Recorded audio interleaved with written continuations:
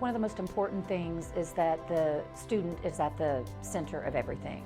It's always our focus, and we know that if student achievement is going to improve, that we need to have effective leaders in place in order to make that happen. It's very important that we have a strong instructional leader in every building so that we are helping our teachers improve their effectiveness to get better outcomes for students.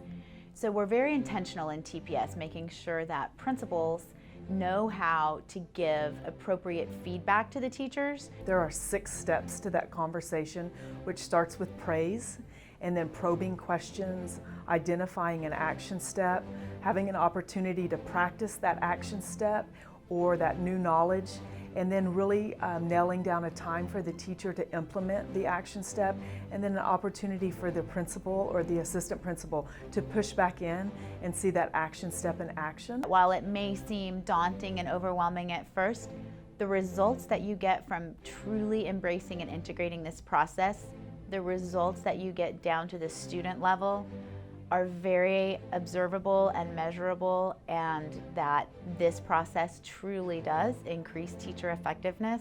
I thought, oh, another thing for us to do, that's kind of how we feel as educators. It's overwhelming. I don't want to follow a script. This seems a little bit cheesy. That was my initial response. I thought it was just going to be a lot of work. And I was a little intimidated by the whole process when it was presented. And when I actually went through it with a teacher, I was amazed. I was like, I have more time left. The meeting was over quicker than I expected, i.e. because usually the meetings were just going for an hour or 2 hours and we never got anywhere. I'm like, it was very succinct, very precise. The teacher walked away satisfied. I walked away satisfied. I felt like it was just a great process. I think that the difference is that you are now coaching your teachers. You're not just observing them and giving them evaluation to walk away with. We've gone through things like this before without the 6-step process. And we'll go back and look, and it may have lasted for a day, but it wasn't sustainable. So if I have some sustainable improvement, I consider that a win. So, and we just keep building from that. It's continuous growth. I think the 6-step model helps me plan for and think about the directions that the teacher could take the conversation so that I can keep the conversation focused and so that we really have time to make the change. The only way to really make a change sticky with your teachers and with anybody, even our students or our colleagues that we're working with, is to practice what we want to see happen. And I think the 6-step model puts a lot of emphasis on making sure that we have meaningful practice with our teachers so they clearly understand what change they want to make in their classroom. As a school leader, I wear many hats. I think the most important hat that I wear is instructional coach. So as an instructional coach, this allows me to have a direct impact on my students through coaching their teachers to help them be better educators. Observation and feedback is the fastest and most sustainable way of making change that really is meaningful for students. If we are not willing to think about our own practice and how we can get better, then our students aren't going to get better. And again, like we can go back to what I said, it's all about the students. And it's all about student achievement and setting them up for success in the future.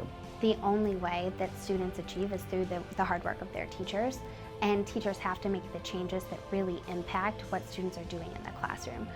If it's an action step that doesn't impact the students, I shouldn't be asking a teacher to do it. Teachers really do want to improve. They do want to teach the best way they can. So they do thrive on that feedback. So I think the better that I get at it, the better feedback my teachers will get, the better the changes will be in their classroom, and who are the winners here? It's our students.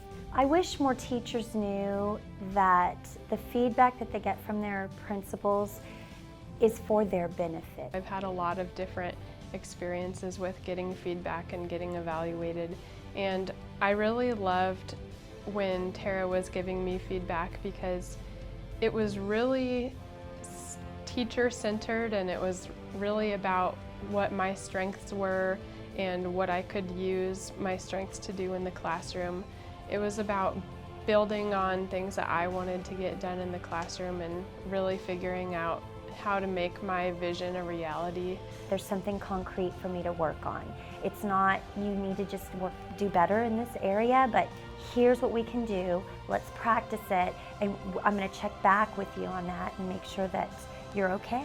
I didn't feel like I was being judged It felt like we were really working together to figure out the best next steps to take.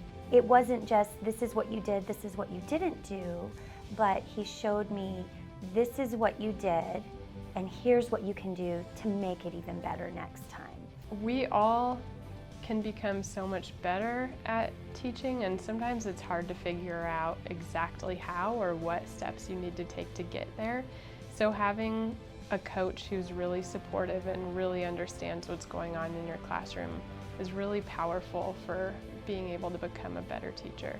Many times in teaching, teachers ask basic knowledge questions. What's the answer to this? The answer to this? And the students raise their hands. But a lot of times, without practice, teachers don't really dig into students' brains and get them to really think about finding an answer. Practicing helps it become a real thing that you can really do. It's not something you're going to forget about later, because once you've practiced it, it's really something in your back pocket. It's something that you've done it before, you know it's something you can do, it's what's expected, it's a great idea for you.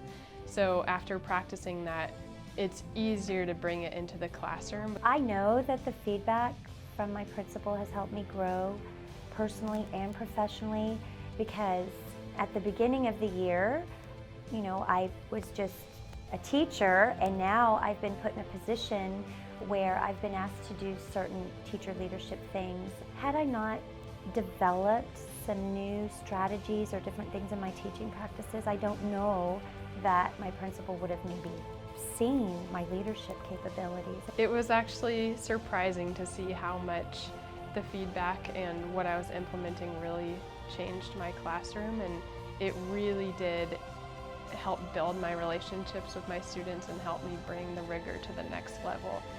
I really saw a lot of students being engaged and rising to the challenge.